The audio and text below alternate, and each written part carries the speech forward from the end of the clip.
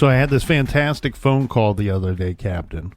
I talked to a guy named Bill Thomas, who is somebody that we've mentioned on our show. We talked about him during the Colonial Parkway murders episodes, because he is the brother of Kathleen Thomas, who was one of the female victims in the first attack, what is considered to be the first attack. And first off, I have to say, man, it was weird because Bill and I traded some emails back and forth. Just kind of little friendly chit-chatty emails back and forth, because he runs the Facebook page for the Colonial Parkway murders. So, like, if you want to know more about that case than what we covered, that's where you go, because Bill is like the expert on this case. Not only is he a victim's advocate and a family member of a victim, but he's an expert on this case. So I thought, hey, I'll reach out to him just to see what's doing. Right. And he was interested in coming on the show in advance. And so things didn't, things don't always work out time wise. Yeah, I heard he also doesn't like the captain.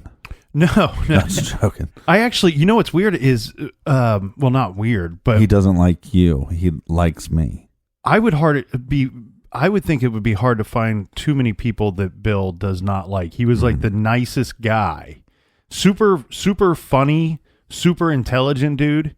But what was great was, I told him, I said, look, first of all, this is a big case. I don't know how we're going to jam it all into just 2 episodes. Yeah, we kind of talked later that it probably should have been 4 episodes. And I think, he agreed with me. And I said, so let's do this. Why don't you listen to our coverage of it? And if it's like terrible, if it's great, if it's mediocre, whatever, if you want to chat, we'll chat after the fact. I want to hear what you have to say. I was looking forward to talking with him. And so I get the phone call and he goes, hey, Nick, I want to apologize to you. This is what I'm talking about. This is the nicest guy. Right. This is the first time we ever speak on the phone, and he's right out the door. He's coming out with an apology. Yeah. And I said, okay, Bill, what are you sorry for? And he says, I was at CrimeCon and I was meaning to go over and say hi to you and the captain, and I never did. And I said, well, that bastard. Well, he was there on part of his sister and the other victims in this case, and he was there highlighting this case and putting the spotlight on the Colonial Parkway murders. Yeah. Because he was involved in a documentary that came out last year regarding that. And I found it interesting, out of all the people there to go talk to, that he wanted to come over and say hi to us. So I thought, this Bill's awesome. And I told him, I said, look, man, one thing that I hate about CrimeCon, okay, this is going to... Oh, God. Now, there we go. This is a good thing. This is a good thing to hate. Okay. So when you and I are there, we have to work, network, whatever you want to call it. We hang out in Podcasters Row. And we are there at certain times. We're told to be there at certain times, so we get to meet everybody that we love and want to meet. And, anybody that come to Nashville that wanted to see Nick and the Captain, there were opportunities to do so. Yeah, that's our obligation. We sign up, and there's certain times of the day that we have to be in certain locations. And that's the deal. Well, and then to up it a notch, we even did like some meet and greets and some meetups at different times as well that were not... technically a part of CrimeCon. It was a little bonus, if you wanted to hang out after hours or something, get a beer, that kind of thing. So, but I told Bill, I said, the thing I hate about CrimeCon is CrimeCon is something that I would go to as a listener or as a reader or as somebody that watches true crime on TV. Right. True crime nut. Right. It's something that I would want to attend. Now, I'm there to work, so I don't have a lot of time to go around and check out every exhibit, every appearance that's made, every presentation. And Bill's was one that I really wanted to see. That, when I got the schedule, I went through and I highlighted a handful of things each day that I'm like, this is can't miss. This is can't miss. Don't miss it. Guess what? We got there. We worked our butts off. I missed half of that stuff. Well, and the other problem, though, too, is that there's so much after party stuff. Like every night is just drinking and having such a great time that to wake up the next morning sometimes is a little more difficult in our old age. So he apologized for not saying hi to us. I apologize for us not having said hi to him. And he said, look, got a project that I'm working on. Can't really talk about it, but there's a good chance that I will be at the next CrimeCon in New Orleans next year. And I said, look, I got a couple projects that me and the captain are working on. I can talk about them because it's True Crime Garage and off the record and everybody already knows about it. And we're hoping that that means that there's a good chance that we're at CrimeCon next year as well. So we agreed that there would be a sitting down, a meeting of the minds to have a drink and talk about this case a little bit more. But well, we like the cut of his jib. That's right. And I tell you what, the thing here is I really wanted to talk to Bill because there was several newspaper articles and online articles that came out not too long ago because he said to somebody, and I can't remember who it was. I think it was just some like local newspaper or some kind of local small deal news station. And he said, look, we're confident. And when he says he was referring to the victims' families. He says, we are confident that there is DNA in 3 of the 4, well-known cases. Right.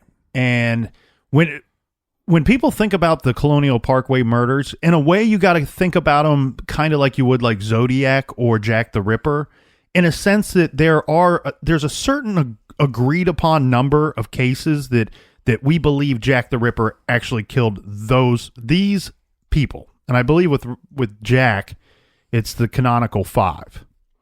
And then you have the Zodiac. Okay, so there's certain victims of the Zodiac that everybody seems to go, okay, these are all Zodiac attacks. For sure. And then there's, in both cases with Jack the Ripper and Zodiac, there's debatable ones. There's ones that are outside that set number that you can go, okay, maybe he started killing or attacking before. And if he did, maybe these ones are linked to the series. Or maybe he started killing after, never stopped. Right. Well, then maybe these are connected to the series. The Colonial Parkway murders case is so strange in a sense that it seems like there's 4 major double homicides right. that are tied to this case, commonly tied to this case.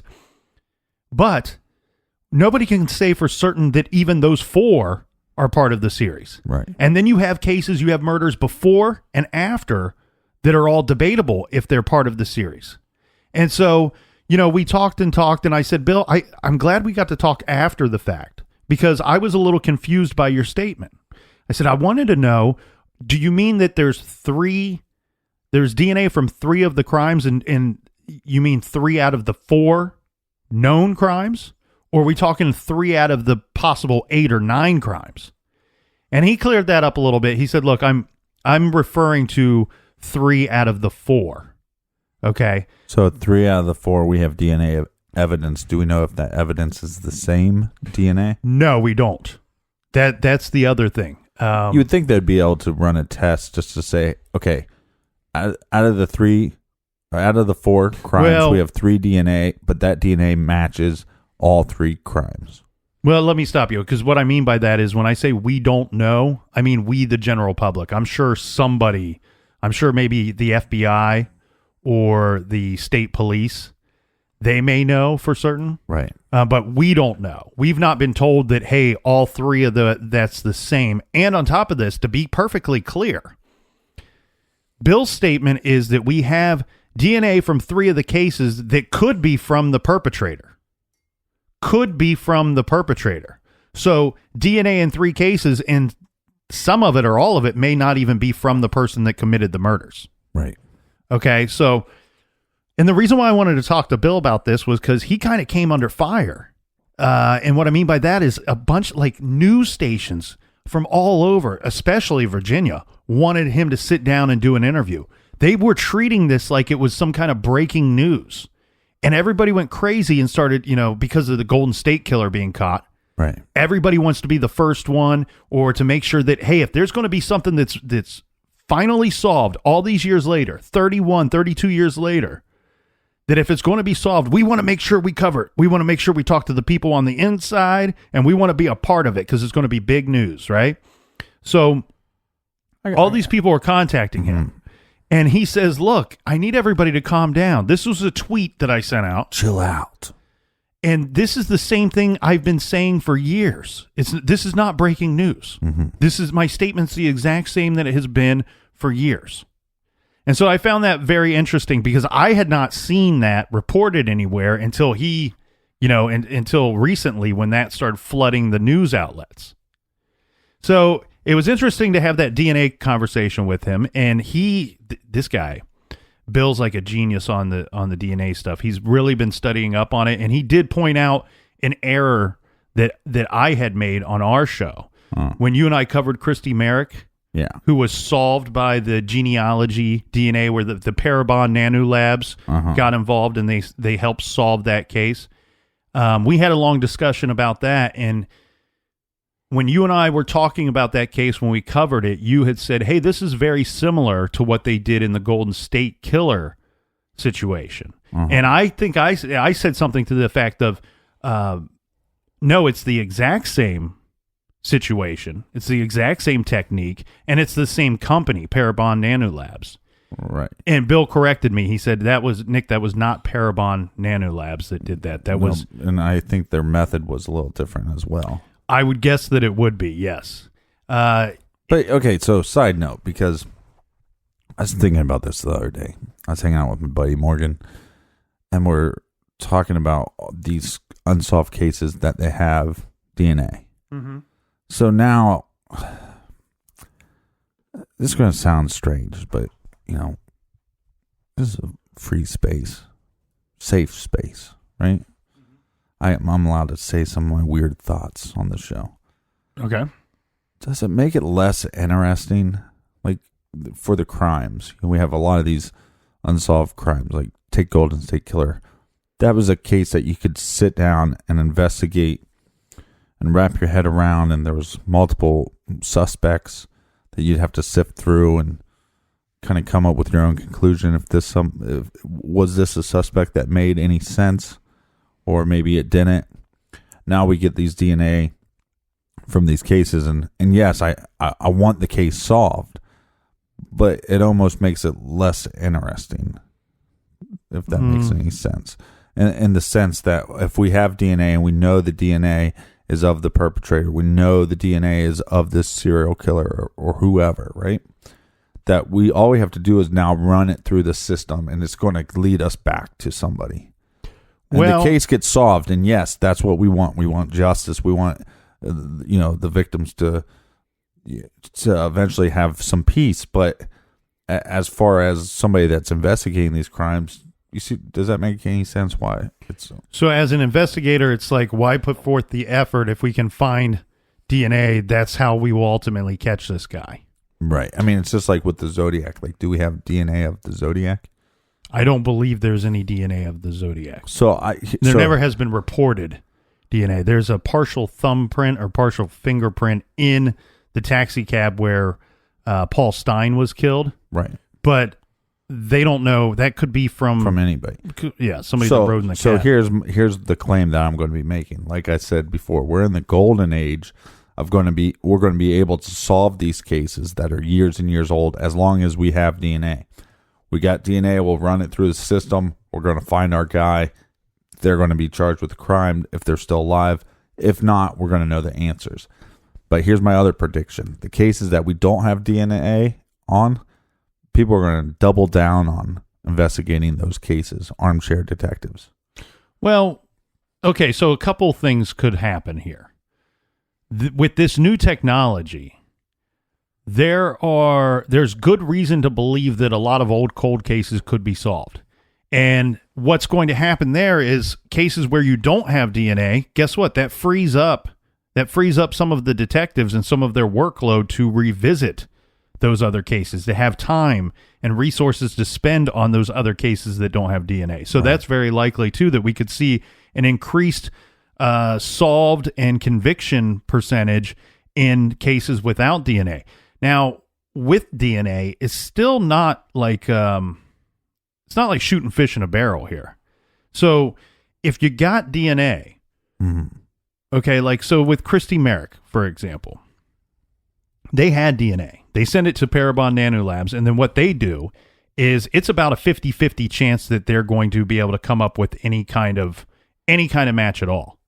And it's not going to be a match to the killer. Very unlikely that it would be a match to the killer. Really what happens is when they send this into Parabon, if it's a successful test, then they come back to investigators and they say, look, here's a family tree. Mm-hmm. Somewhere inside this family tree is your DNA, is your guy. Is your killer. Right. And so then police have to do old school detective work and investigate that family tree to lead them to the right person. And then once they think they've honed in on the right person, then they have to go collect real DNA from this dude and determine if it matches what was left at the crime scene. And so in the case of Christy Merrick, they discovered a water bottle that the man had used and a chewed piece of gum that he had used. They tested that to come up with his DNA and to match it to theirs. So there's this whole debate right now going on, of people saying, well, is this the first step in us giving up our privacy? Is this, are they taking our privacy away from us? So first of all, to be very clear, they are. Well, yeah, but if you are willingly okay, let's take my family tree for an example. Please don't.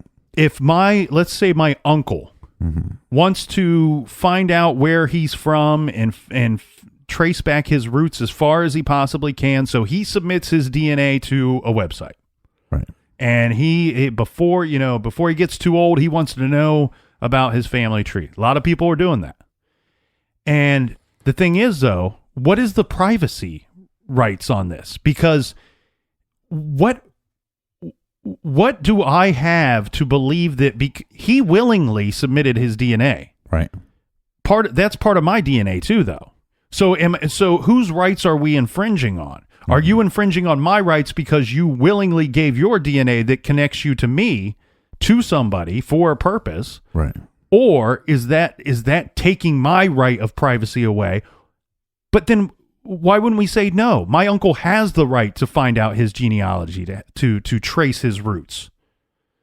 So eventually it's going to be like your uncle wants to find out stuff about his heritage and you're going to have to sign off on it. I hope that doesn't happen. And actually, to be honest with you, if people want more cold cases to be solved, then submit your DNA. Right. Because if we all did, we would be able to wipe a lot of these old cases off of the books and think about this, get murderers off the streets. Well, what if we set up our own DNA, collection based, right? It had nothing to do with the family tree. You submit your DNA, right? Mm-hmm. We're not going to tell you anything about yourself, but we call the DNA company something like, and in every family tree, there is a piece of shit. You see what I'm saying? Well, there likely could be, yeah. So we just have people submit their DNA. They don't have to pay anything. And then that way we can start collecting the data so we can solve these cases. Well, so here's the other thing, too, because I did quite a bit of studying up on this because I want to know what I'm talking about as this goes down. And you've heard me say this before several times, Captain, that I believe we're just going to see. I Google solved cold case about every other day now just to see what's going to come up. I'm hoping, every day I'm hoping to hear a new one, especially a case that we've covered, a case that I'm well aware of, or cases that are even close to home here in Columbus or in Ohio, or to victims' family members that we've talked to in the past. So there's a long list of cases that I personally want to see solved for personal reasons. Now, the one issue could be, remember I said it's about a 50-50 shot. Well, it gets a little worse when it comes to minorities.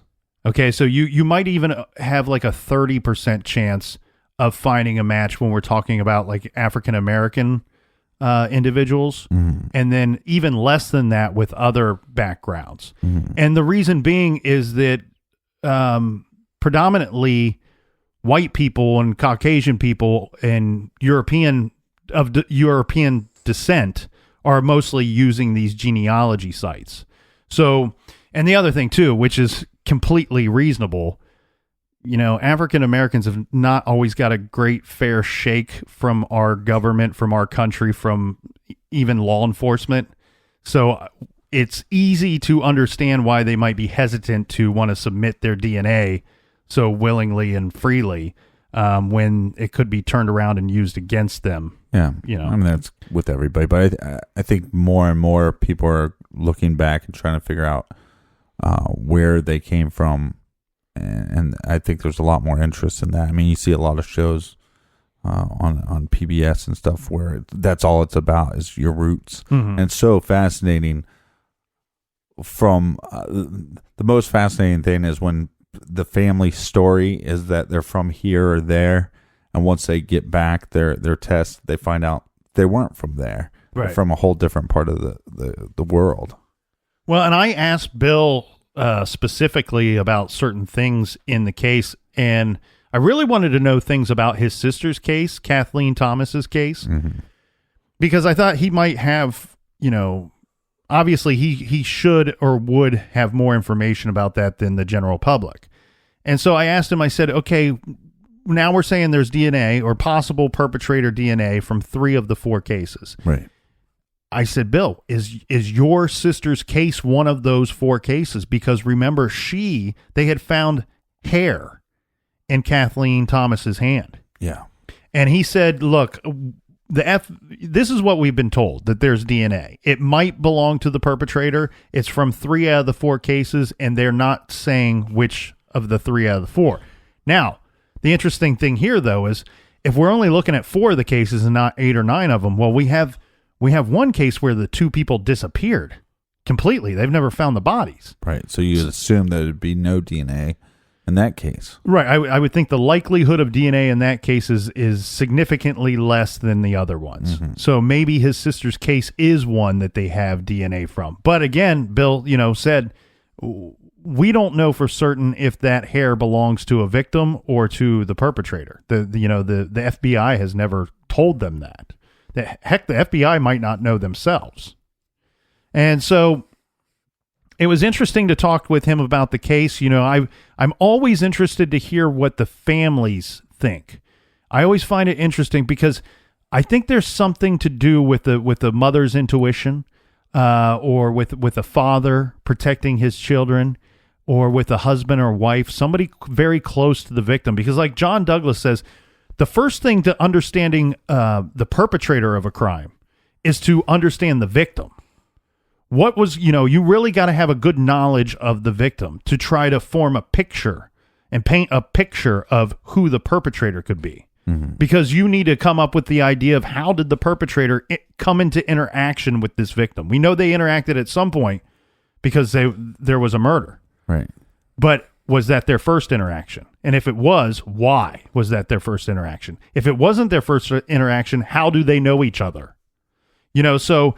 Well, this one's tougher, too, because you kind of assume that, well, maybe not assume, but it's more likely in these 4 murders, these 4 double homicides, that this was the first interaction between the killer. It could be. It could be. But I'm just saying in this scenario, because it's off of a highway, that it just seems more likely. So I wanted to get his gut feeling, and I'll tell you why, because there was an interesting conversation that I had a few weeks ago with some people, and we were talking about the Amy Mihaljevic case. And I was talking to someone that had recently spoke to Amy's father. Now, Amy's mother's sadly not around anymore, and now we have her father, all these years later, still does not know who killed his daughter. And the question was, when this is solved, what do you think will come to light out of this? What do you think will be, will there be like an aha moment for you? Right. And Amy's father, Mr. Mihaljevic, said, what I've always kind of thought would be that when we find out who did this, that after I can kind of settle down and after the smoke kind of clears, that I will have some memory that there's some kind of, I've seen this person's face before. Right. There's a connection. I may not know the person well. Maybe I will, but there will be some kind of connection. And he goes, I think it will be a face in the crowd type situation. And once it's all said and done, after I've had a couple of days to soak it up, soak it in, and realize what's going on, I will remember that face at some point. Could be somebody I used to work with. Could be somebody that, an old neighbor or somebody that lived in another neighborhood or a store that we shopped at. Right. So I asked Bill that. I said, look, when this case is solved, what do you think will come to light? And the problem with this, though, is remember we said when we covered that case that, hey, if one of these gets solved, don't be surprised if there's no domino effect. Don't just expect that if one gets solved, the other three are shortly behind it. Right. Because I don't think that is the case. I don't know that there is a connection in every single one of these four. But he said, you know what I think, Nick? I think that when this comes to light, that there will be some kind of link. There will be some kind of connection to the killer and a victim, or a killer in the situation. Yeah. Who knows what case that link will be a part of. I asked him if he thought that they were all connected. He said, look, that's tough. That's tough. He goes, I think several of them are connected. All of them could be. He goes, my gut. But when he's talking about all of them, he's talking about the four. Just the four? Okay. Yeah. And he said, I think that several of them are connected. He said that there's several law enforcement members that have told him they strongly believe that all four of them are connected. I believe so. So yeah, he thinks that there'll be some kind of link somewhere. And the other thing too, I said, well, do you think this is law enforcement or somebody pretending to be law enforcement? And I remember we talked about the Waterman theory as well. Uh-huh. He said he kind of likes the Waterman theory, and he thinks that there could be some kind of flavor of this person pretending to be law enforcement because of all the obvious things we stated when we covered the case. The open glove boxes, the rolled down window. Mm-hmm. Sometimes it appears that the victim was even providing identification to whoever either pulled them over or came upon their car. But he doesn't think that in most of these situations, or at least one of them, that it was always a situation of the perpetrator just stumbled upon the victim. You know what I mean? Go into detail there. What do you mean? Like that they either knew the victim beforehand or they're stalking somebody? Well, that's what he's saying is that there would be some kind of link to at least one victim. What he's saying is, I don't think that this was a situation where there's a madman out on the road driving around looking for somebody to kill. Or on the water. And then all of a sudden he goes, oh, look, there's a car. I'll go kill them. Yeah. The Waterman theory is so crazy, right? Yeah. But not far-fetched. It's so crazy because it's like, oh, that makes a lot more sense. Because I always wondered, like, about the moving of the cars. You got in multiple of these crimes, you have the moving of a car, mm-hmm. or moving of this or that, and to me the problem was, if it's a lone offender, the problem is moving the car. Right, and then you got to get back to your car. I mean, think about when you go out on a Friday night and you're like, you know what, better Uber at home tonight. Mm-hmm. Well, that's no problem, but the problem becomes Saturday morning when you got to go pick up your car. Right. That requires you to either Uber back. It requires you and another person and another means of transportation to get you back to that car. Right. Yeah. And so if it's a lone offender, that's why I always kind of thought it was two people, because it'd be easy to move around, and you might even move the car, and then your buddy follows you. Even if one of them's more of just a lookout guy, maybe one of them's not super involved in the murders other than the moving around part. Yeah, but the tough thing about that for me has always been that you have to be roughly the same kind of crazy, and you have to find that same kind of crazy friend. Well, and you also have to, what you double down on. You double down on the risk of getting caught, because if you and I went out and committed some terrible crime. Not saying we did, but I have to, now I can keep my mouth shut, but I got to worry, hey, is he going to tell somebody? And same for you. You double down on your chance of getting caught just by the fact that, guess what? Nick might go sit in that bar. Remember, I had to Uber home on Friday night, but before I Ubered home, the reason why I Ubered, I was so drunk that I started telling people at the bar some shit that I did. Right. You know and then I mean? on top of that, I mean, I'd have to worry about if you're going to like talk about it on a podcast or something. So maybe it's not two people, because we're talking about 30 to 32 years ago, these 4 crimes. Bill was awesome too. He corrected me on something, because when you think about it, I think real quick. Does he think it's one person or 2 people? He goes back and forth on that.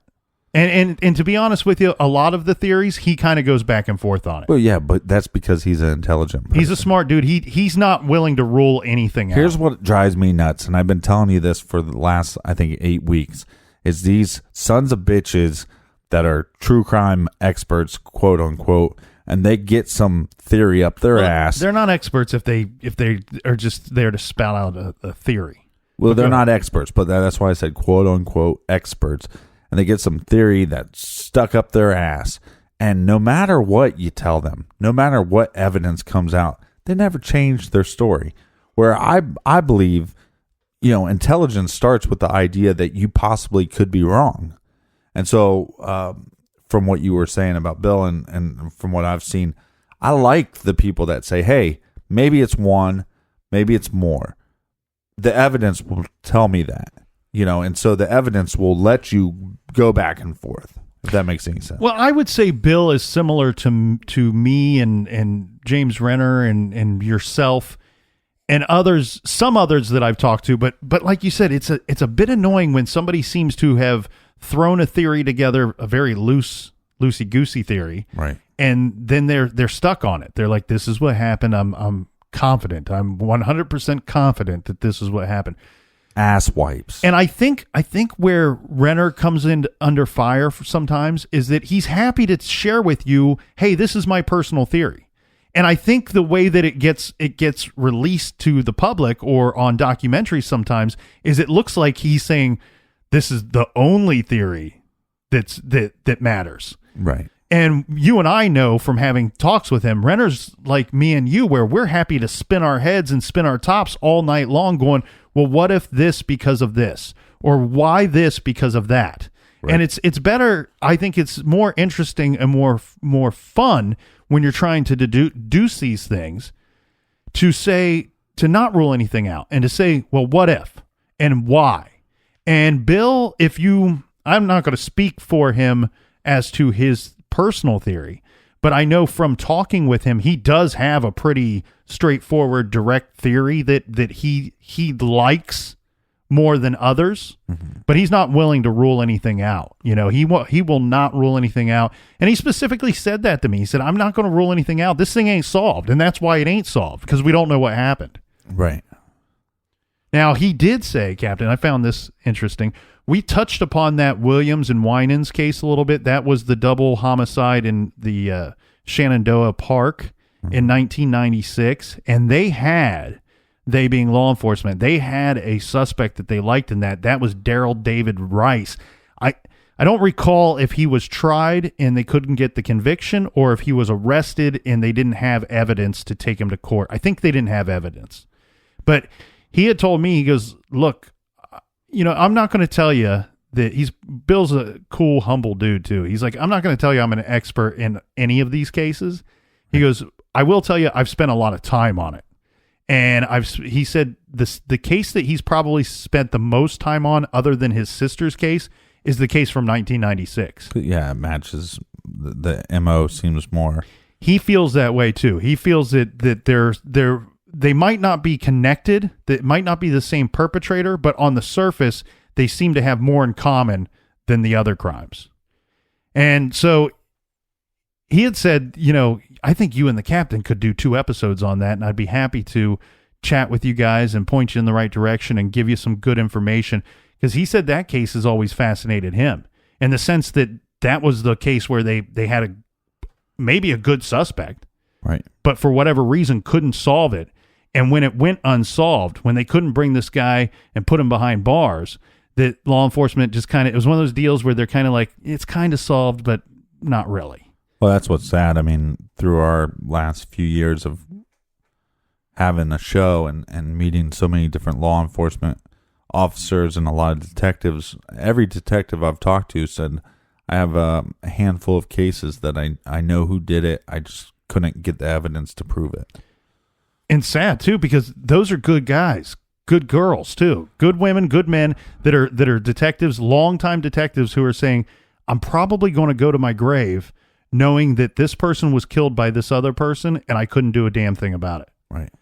And Bill told me, he said, I'm not going to lie to you, Nick. We, the families of these victims, certainly have had plenty of frustrations over the years. There's things that have gone wrong with the cases. There's things that are embarrassing from the investigation standpoint. He said, but look, I've been highly involved in this. And he said, I'm a blue blood guy.